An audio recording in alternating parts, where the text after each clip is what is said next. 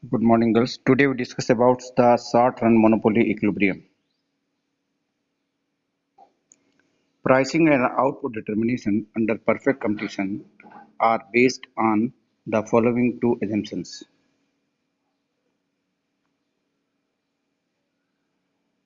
First is profit maximization is the goal of every firm. Number two, the firm acts in an environment in which there is no external control. Monopoly price output determination is also based on these two assumptions. However, the special circumstances of the monopolist leads to some modification in the result. Like the competitive equilibrium, monopoly equilibrium analysis can also be discussed in the term of total revenue, total cost approach, and marginal revenue and marginal cost approach. Total cost total revenue approach,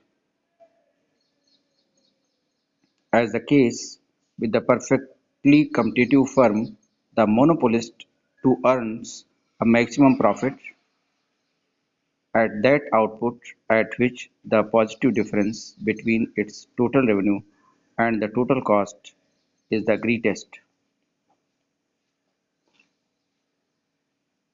At what output the monopolist can have maximum profit can be known by the method of trial and error.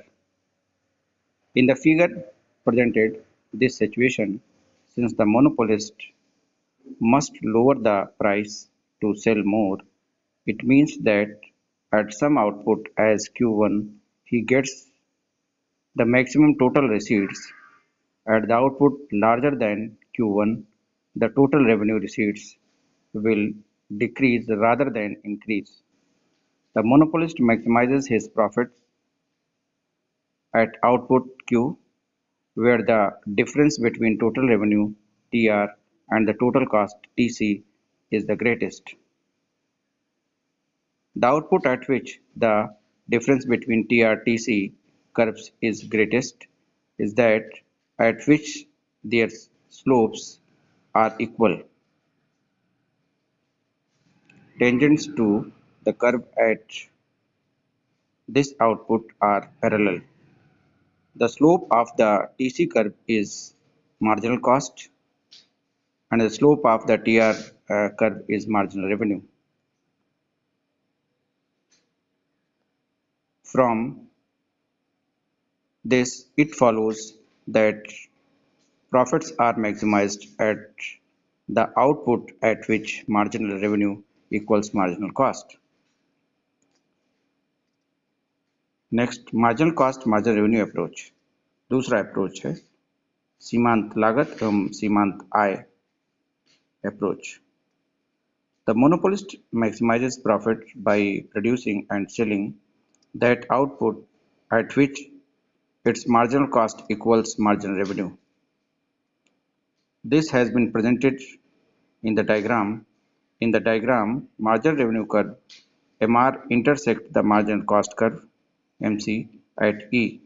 So at the output OQ, the monopolist maximizes his profit, and it can be proved in the following ways.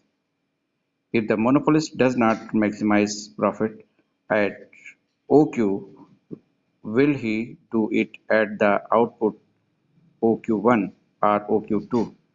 Output OQ1 is less than OQ. When the monopolist produces OQ1, his marginal revenue is OB, while his marginal cost is OA. It is clear from the diagram that OB is greater than OA, so if the monopolist increases his output, he will be adding more to his revenue than to the cost, and this will continue till output reaches OQ. Now, okay, girls.